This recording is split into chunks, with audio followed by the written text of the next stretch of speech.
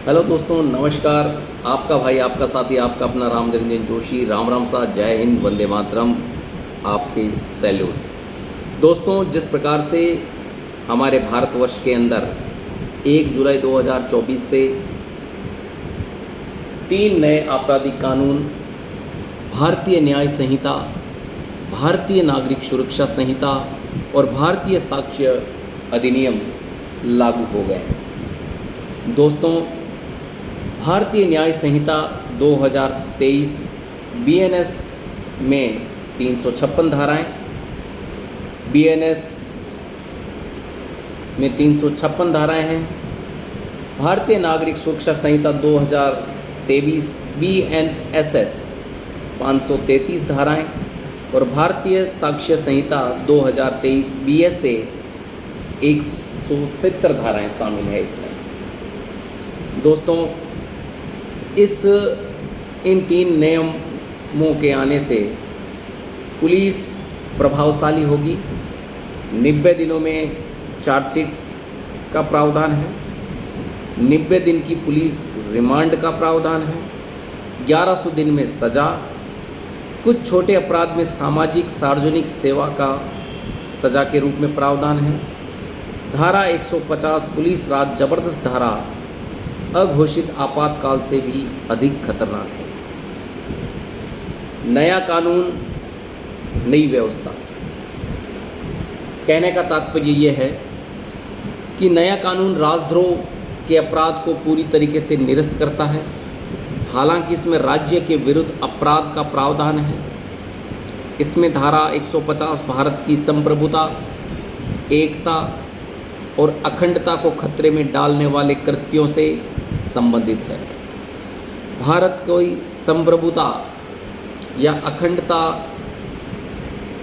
में डालने वाले किसी भी व्यक्ति को अधिकतम आजीवन कारावास की सज़ा हो सकती है। वहीं मॉब लिंचिंग और नाबालिग से दुष्कर्म में शामिल लोगों के लिए अधिकतम मौत की सज़ा का प्रावधान भी है। हत्या के जुर्म के लिए सजाए मौत या आजीवन कारावास की सज़ा होगी। दुष्कर्म में शामिल लोगों को कम से कम, ये बहुत बड़ा और गंभीर अपराध है, दुष्कर्म में शामिल व्यक्ति को कम से कम 10 साल की जेल या आजीवन कारावास का प्रावधान। सामूहिक दुष्कर्म में करने वाले के लिए कम से कम 20 साल की कैद या उस व्यक्ति के शेष जीवन के लिए कारावास की सज़ा होगी। बिल के अनुसार यदि किसी महिला का बलात्कार के बाद मृत्यु हो जाती है या इसके कारण महिला लगातार बेहोश रहती है तो दोषी को कठोर से कठोर कारावास की सज़ा दी जाएगी, जिसकी अवधि अधिकतम 20 वर्ष से कम नहीं होगी, लेकिन जिसे आजीवन कारावास के लिए बढ़ाया जा सकता है। बहुत ही गंभीर विषय है ये।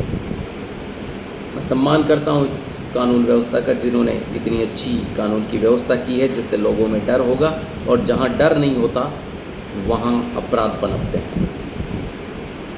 बिल के अन्य खास प्रावधान है, वो मैं आपको बता देना चाहता हूँ कि वह बिल के अन्य खास प्रावधान क्या है। नागरिक किसी भी पुलिस स्टेशन में 0 FIR दर्ज करा सकें, चाहे उनका अधिकार क्षेत्र कुछ भी हो। 0 FIR के क्षेत्राधिकार वाले पुलिस स्टेशन को अपराध पंजीकरण के बाद 15 दिनों के भीतर भेजा जाना अनिवार्य है। ज़िरह अपील सहित पूरी सुनवाई वीडियो कॉन्फ्रेंसिंग के माध्यम से की जाएगी। यौन अपराधों के पीड़ित के बयान दर्ज करते समय वीडियोग्राफी अनिवार्य रूप से कर दी गई है। किसी भी प्रकार के सामूहिक बलात्कार के लिए 20 साल की सज़ा का या आजीवन कारावास का प्रावधान काबिल तारीफ। निश्चित तौर पर बहुत ही शानदार तरीके से ये दुष्कर्म पर प्रहार होगा। नाबालिग से बलात्कार की सज़ा की मौत शामिल है। बच्चियों के रेप हो रहे हैं, उनको रोकने के लिए, अवस्था को रोकने के लिए, मानवता को कलंकित करने वालों को रोकने के लिए मौत से कम सज़ा नहीं होनी चाहिए, ये मेरा मानना है। और यह इस कानून में भी आया है कि नाबालिग से अगर कोई बलात्कार करता है तो उसकी सज़ा मौत की सज़ा में शामिल है। FIR के 90 दिनों के भीतर अनिवार्य रूप से चार्जशीट को दाखिल करना पड़ेगा। न्यायालय में ऐसे समय को 90 दिनों के लिए और बढ़ाया जा सकता है, जिसमें जांच को समाप्त करने की कुल अधिकतम अवधि 180 दिन हो जाएगी। आरोप पत्र प्राप्त होने के 60 दिन के भीतर अदालतों को आरोप तय करने का काम पूरा करना होगा, वरना केस दादाजी करते हैं, निवारण का फैसला पोता करता है, पड़पोता करता है। अब ये नहीं होगा। सम्मान करता हूँ इस न्याय संहिता का। फैसला सुनाए जाने के 7 दिन के भीतर अनिवार्य रूप से ऑनलाइन उपलब्ध कराया जाएगा। सुनवाई समाप्त के बाद 30 दिनों के भीतर अनिवार्य रूप से फैसला सुनाया जाएगा। तलाशी और जब्ती के दौरान वीडियोग्राफी अनिवार्य रूप से कर दी गई है। 7 साल से अधिक को सज़ा वाले अपराधों के लिए फॉरेंसिक टीमों का अनिवार्य रूप से अपराध स्थलों का दौरा करना होगा। बहुत ही शानदार बात है कि जहां व्यक्ति को 7 साल से सज़ा ज़्यादा हो सकती है या 7 साल की सज़ा हो सकती है, वहां पर फॉरेंसिक रिपोर्ट मान्य होगी और फॉरेंसिक टीम का उस अपराध स्थल का दौरा करना होगा। जिला स्तर पर मोबाइल FSL की तैनाती होगी। 7 साल या उससे अधिक की सज़ा वाला कोई भी मामला पीड़ित को सुनवाई का अवसर दिए बिना वापस नहीं लिया जाएगा। संगठित अपराधों के लिए अलग से प्रावधान है, उसमें कठोर सज़ा का प्रावधान आया है। शादी, नौकरी आदि के झूठे बहाने के तहत महिला के बलात्कार को दंडित करने वाले लोग अलग से प्रावधान है इसका। चैन, मोबाइल स्क्रैचिंग, इस तरह की शरारती गतिविधियों के लिए अलग प्रावधान है। बच्चों के खिलाफ अपराध के लिए सज़ा को 7 साल से बढ़ाकर 10 साल की जेल कर दी गई है। बच्चों को मारना, बच्चों को परेशान करना, बच्चों को प्रताड़ित करना, चैन स्नैचिंग से बहुत सी ऐसी गतिविधियाँ होती है जो चैन स्नैचिंग से लोगों की मौत तक हो जाती है, क्योंकि वो उनको चैन पकड़ करके खींचते हैं और महिला या पुरुष जो गिरता है तो उसके सर के बल लग जाती है और थक्का जमने से उसकी मृत्यु तक हो जाती है।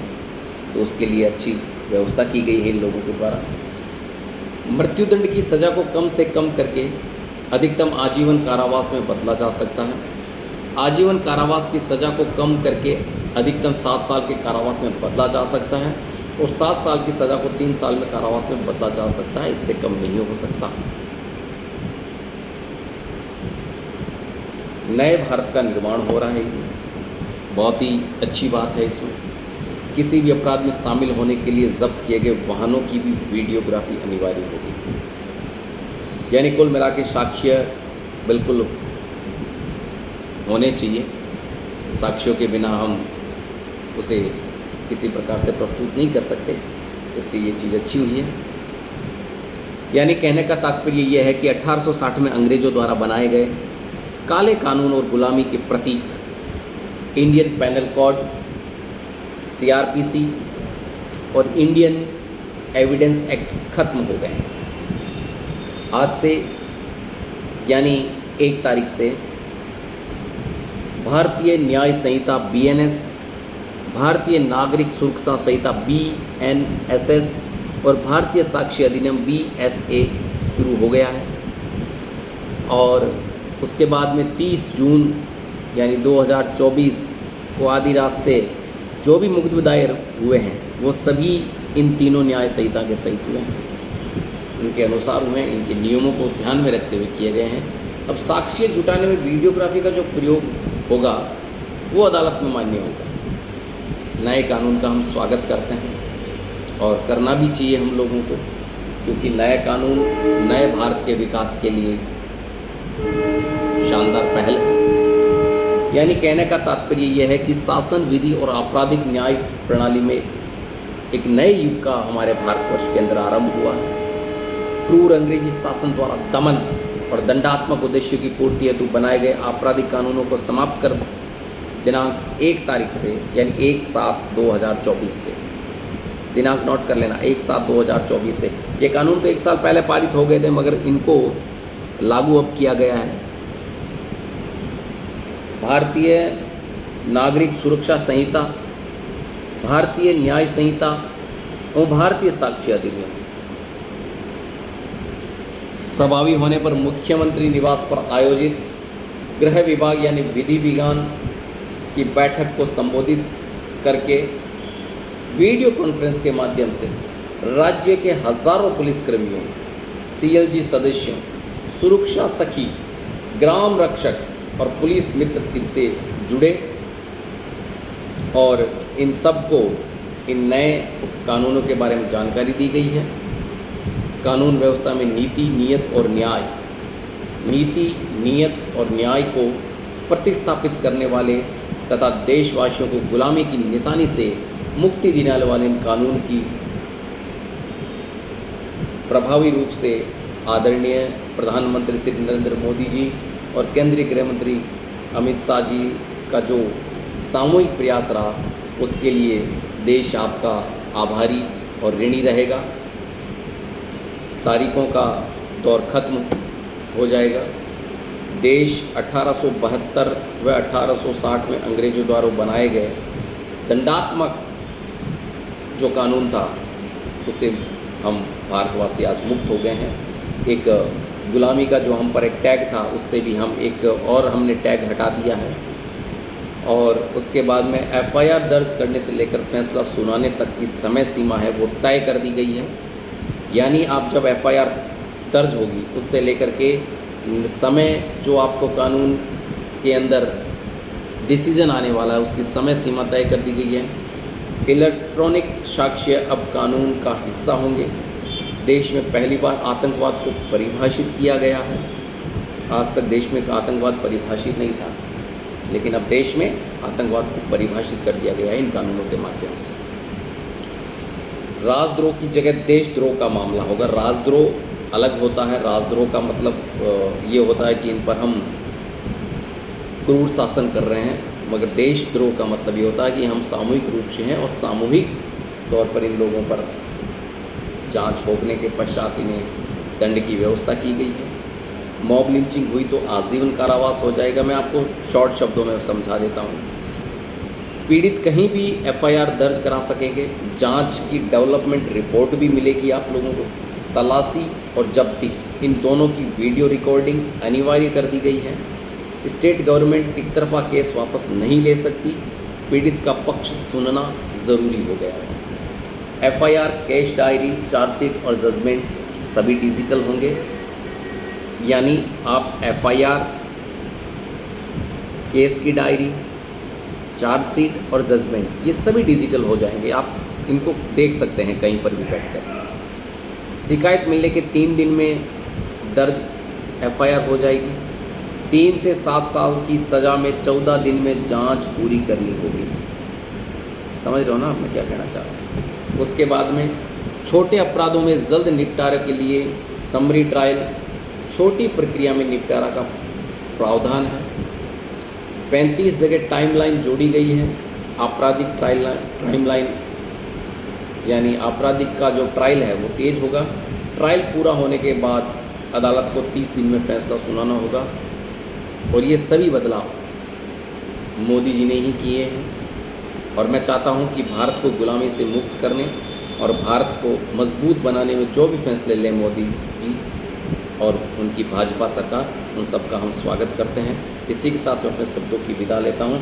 और आप लोगों को अगर किसी प्रकार की कानूनन कोई जानकारी चाहिए होती हो नए न्याय संहिता के बारे में, तो आप मुझे बेझिझक कॉल कर सकते हैं। और आप लोगों के द्वारा जो प्यार और स्नेह मुझे मिला है वो लगातार मिलना रहना चाहिए। और जिन दोस्तों ने अभी तक इस मेरे चैनल को लाइक और सब्सक्राइब नहीं किया है, वो कृपया लाइक और सब्सक्राइब कर दें, ताकि आपकी ताकत मुझे मिलती रही और मैं दुगने जोश के साथ आपको नई बातों के साथ मैं आपको हमेशा मिलता रहूँ। जय हिंद, जय भारत, वंदे मातरम, राम राम साहब।